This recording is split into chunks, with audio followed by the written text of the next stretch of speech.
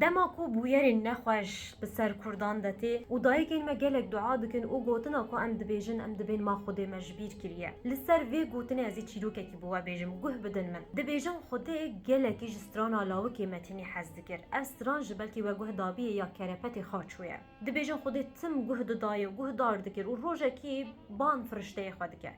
دبیجه فرشته خو استران چه زمانیه کی دبیجه و فرشته وی دبیجه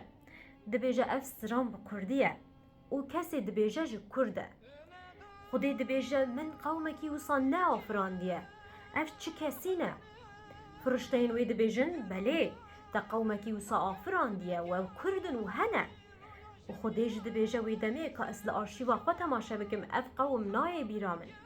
و دچن لارشیو تماشا دکن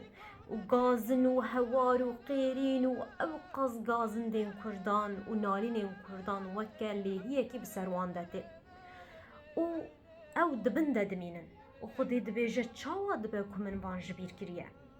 و هنک جوان نامهان ودکه هنک نامهان ده بحثا زیلانی ده هنکان ده بحثا دیرسمه هنکان ده بحثا روبوسکیه سینمایا آموده دکن و وکدم به هزاران به میلیونان بویارین کو قومی ندکن ده شی خود به چما من احمال کروج بیر کش و دبیجه آها هاتشه من دنا وان ده کسی کو اخانت لقومی خود کرن و کسی نباش هبون و دبیجش برویه که من جبیر کرو و دبیجه ایرو از ما فی وان بدم وان لی بوی شرطی که از وان کسان حاقش بکم براستی جه گلک جانان افتهشیمه که ام هاتنا جبیر کرن مخابن ایرو زاروکین ما جسر ما دمرن بهیوی اکو ام لبیر بین و کردستانه که آزاد ببینن